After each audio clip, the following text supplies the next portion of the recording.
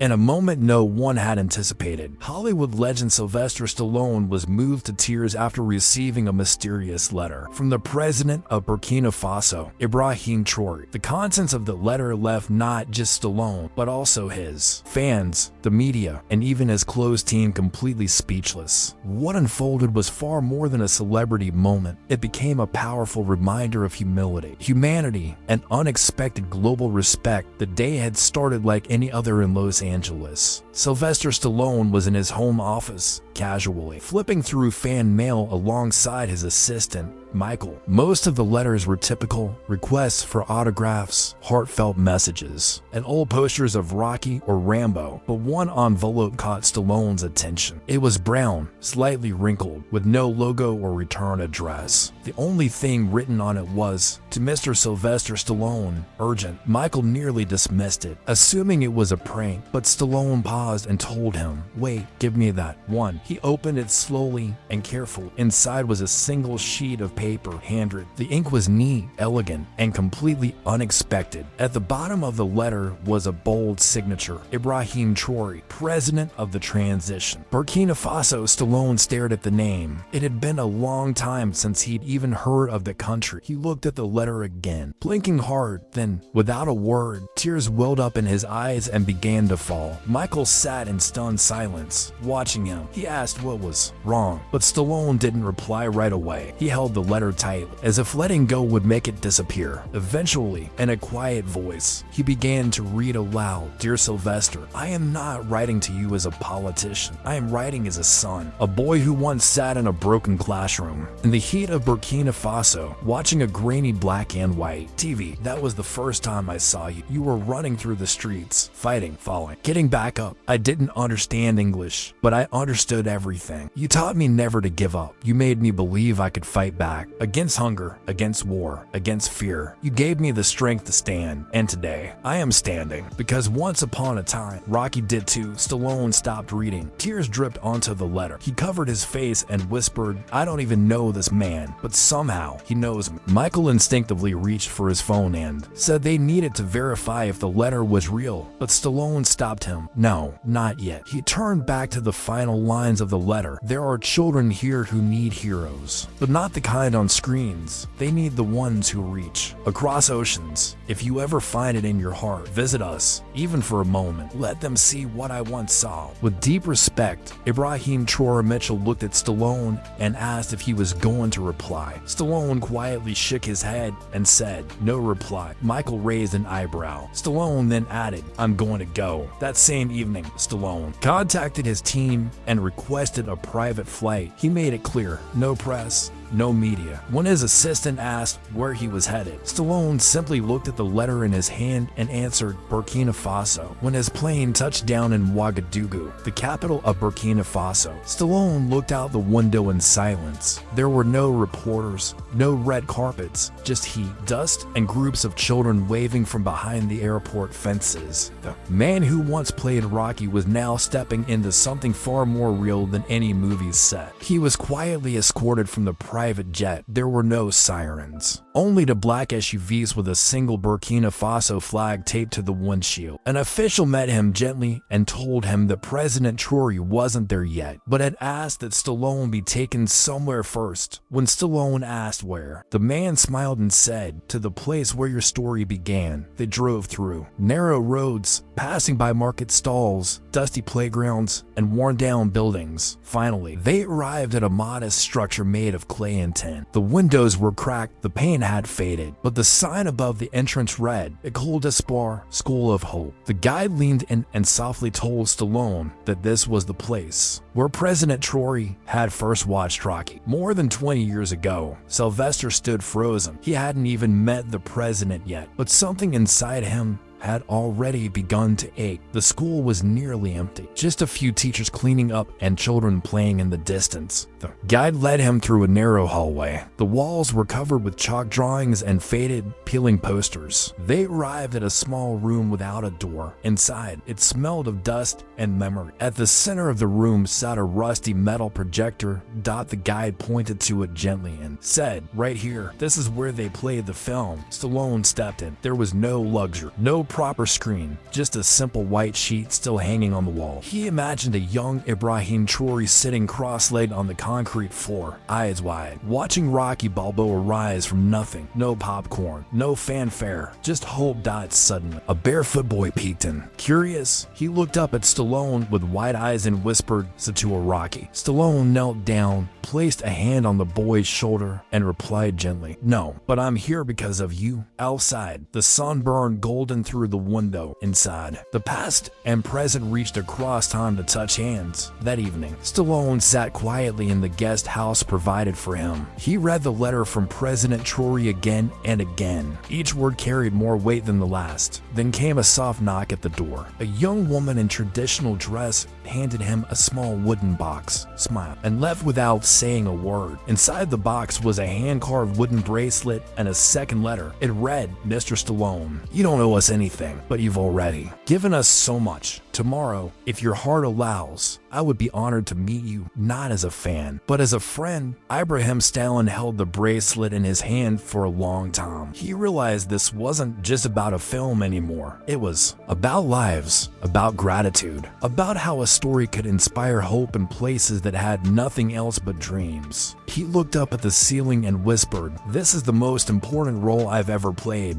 and there's no script for it." The morning air in Ouagadougou was still, as if the entire city was holding its breath at the presidential residence. There were no reporters, no flashing cameras, and no press frenzy. Just a simple table under a tree, and the chairs that President Ibrahim Traoré was waiting, calm and smiling. When Stallone arrived, he didn't carry the pride of a Hollywood icon. He walked forward with quiet humility. They shook hands gently. Stallone chuckled and said, "You're not what I expected." Traoré replied with a warm smile, "Neither are you." They sat in silence. Not the awkward kind, but the kind that only exists between two people who truly understand one another. Then, the president spoke. "I watched Rocky when I had nothing. It made me feel strong, like I could fight for something better." Stallone nodded, his eyes soft. "I made that film when I had nothing too, to lives from opposite corners of the world, both touched by the same flame of struggle and resilience." Then, Traoré placed a third chair between them. Stallone asked, "For who?" The president smiled and replied, "For every child who ever felt like they weren't seen." After their quiet conversation, President Traoré handed Stallone a sealed brown envelope and said softly, "Read it alone." That evening, in his guest room, Stallone sat on the edge of the bed and opened the envelope. Inside were handwritten letters, some neat, some messy, a few with crayon drawings in the corners. They were from orphans, school children, and street boys who once believed the world had forgotten them. One read, "Dear Rocky, I run like you in the mornings before school because it makes me feel alive." Another said, "You punch the bad man. I want to punch hunger. Thank you." A third simply wrote, "President Traoré said you are his brother. That means you are our uncle." Tears slid down Stallone's face before he even realized. These weren't fan letters. They were echoes of real lives, shaped by a story he once told. They weren't just fan letters, they were thank you notes from children who had been given hope, not just by a movie, but by a president who never forgot them. One note was almost illegible, containing just a single line, "When I'm scared, I remember Rocky got up." Stallone folded it carefully, placed it in his shirt pocket, and softly whispered, "I'm not the hero here. These kids are." The next day, Stallone asked if he could meet the children in person. President Traoré didn't say much. He simply nodded. They drove to a modest compound on the edge of the city. It wasn't glamorous,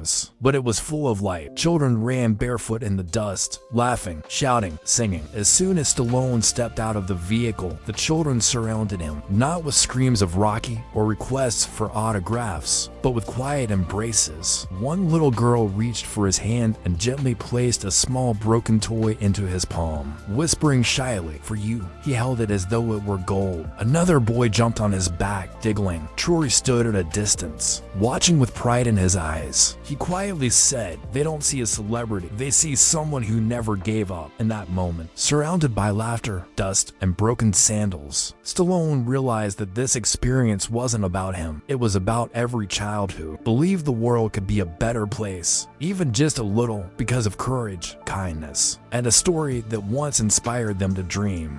As he was leaving, one child ran up and whispered something into his ear, whatever the words were. They brought tears to his eyes once more, not of sadness, but of hope. That night, back at the guest house, Stallone couldn't sleep. He lay awake, staring at the ceiling, replaying the faces of those children, their joy, their pain, their resilience. His phone buzzed. It was a message from his assistant in Los Angeles. "The press is asking where you are," TMZ says. "You're off filming. Should we correct it?" Stallone didn't reply. Instead, he opened his notebook and began to write, not a movie script, not a motivational quote, just a simple letter to himself. He wrote about his guilt, about the years spent in luxury while remaining blind to what real survival looks like. He wrote about President Ibrahim Traoré's humility, how one man had done more for his people with almost nothing than Hollywood had done with billions. He concluded with a line he'd never forget: "I came here thinking I was famous, but now I'm just beginning to understand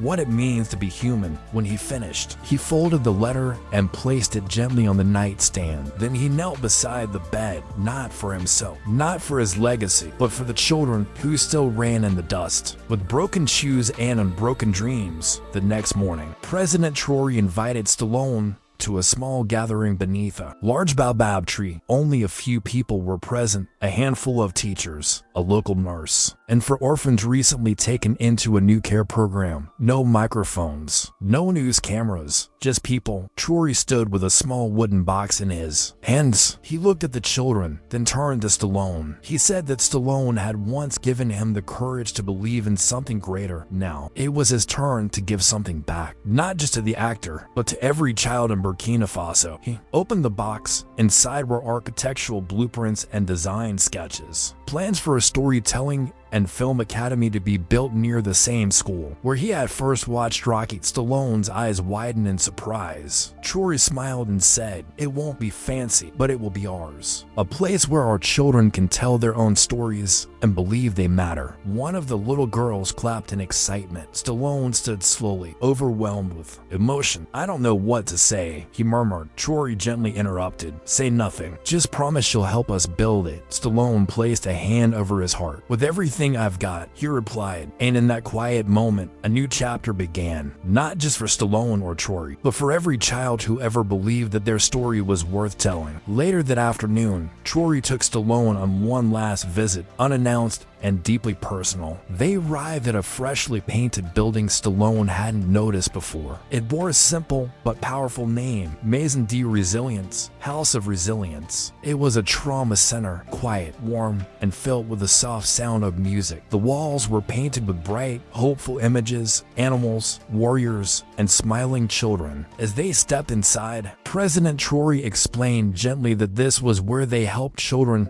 who had lost everything. Families torn apart by war, sickness, or poverty. A nurse guided them into a room where 10 children sat in a circle, bravely sharing their stories. One boy, no older than 7, spoke in a small voice. He had hidden for 2 days when his village was attacked. He said he thought he was going to die. Another child, sitting beside him, held his hand and whispered, "But you didn't. You're a fighter." Like Rocky, Stallone's throat tightened. He turned to the nurse, who nodded with a quiet smile. The children knew who he was. Traoré, standing nearby, added softly, "Your story reached places even you never imagined." Just then, a little girl ran up to him holding a crayon drawing. It was of Stallone, wearing boxing gloves and angel wings. "I drew you as a protector," she said. Stallone dropped to one knee, his eyes wet with emotion, and embraced her. "I think you're the real protector," he whispered. Later, back in the capital, Stallone and President Traoré sat down for a rare live interview on Burkina Faso's national television. There was nothing scripted or flashy, just two men sitting side by side, calm and sincere. When the host asked, "What brought you here, Mr. Stallone?" he took a deep breath and replied, "A letter and something bigger than fame." Then, live on national TV. He pulled out the same drawing, the one with boxing gloves and angel wings, and held it up. "I came to visit a president, he said, his voice trembling, but I found a family. The emotion was too much to contain. I've been in movies for over 40 years, he added. I've won awards. I've seen crowds scream my name, but I've never felt this kind of love. His voice broke. He wiped his eyes. Unable to go on. President Traoré placed a hand on his shoulder. It's because here, he said gently, we don't love people for being stars. We love them for their hearts. And across the country, and soon, across the world, millions of people watched Sylvester Stallone cry, not out of pain, but out of a human connection deeper than any performance he had ever given that evening. Traoré did something unexpected. He invited Stallone not to the grand presidential villa, but to his childhood home. Still standing in the dusty back streets of Ouagadougou, there were no guards, no cameras, just two men sitting on wooden stools under the stars. My mother used to sit here and pray for rain, Traoré said softly. Stallone looked her out. You grew up here. Traoré nodded. We didn't have much, but we had courage. That was enough. They ate simple rice and grilled chicken with laughter and stories between bites. Then Traoré said something that lingered in the air like poetry. People think presidents and actors live different lives, but I think we're all just boys trying to protect what we love. Stallone looked up at the stars. You know what this feels like? He asked. A scene from a movie I never got to make. Traoré smiled. Maybe now you will. There were no red carpets, no flashing lights. Just two souls beneath the night sky, talking about pain, love, struggle, and hope. And for a moment, the world felt smaller, softer, and maybe even stronger. On the last morning of Stallone's visit, just before his flight, Traoré handed him a small box. Open it when you're back in America, he said simply. 12 hours later, back in Los Angeles, Stallone sat on his couch and finally opened the box. Inside was a folded Burkina Faso flag, stitched with children's signatures. There was also a note. You came as a stranger. You left as family. You will always have a home in Burkina Faso. He found a golden pen as well, carved with a lion and a rising sun. Stallone recognized the symbol. It was only used for national heroes. His hands trembled. He hadn't expected this, not from a president, not from a country he had barely known just days earlier. He stepped outside and looked up at the stars, so different from the skies over Ouagadougou, and yet, suddenly, they felt the same dot as tears rolled down his face. Stallone whispered to himself, this is the most important role I've ever played, being human. He didn't need applause. He had found something far greater. He had found belonging. 2 hours into his flight back to the U.S., Stallone sat silent, staring out the window. In his hand was the note President Traoré had placed in the gift box. But something in his heart still felt unsettled. It wasn't guilt. It was unfinished purpose. He pressed the call button and quietly asked the flight attendant, can this plane return to Burkina Faso? The captain was stunned. It was unheard of, but Stallone insisted. I left quickly. I need one more day, just one. Back in Burkina Faso, President Traoré was out speaking with local farmers about a water project when he received the call. He smiled softly. I knew he'd come back. When the plane landed, Stallone stepped out, still in his travel clothes, with no cameras, no press,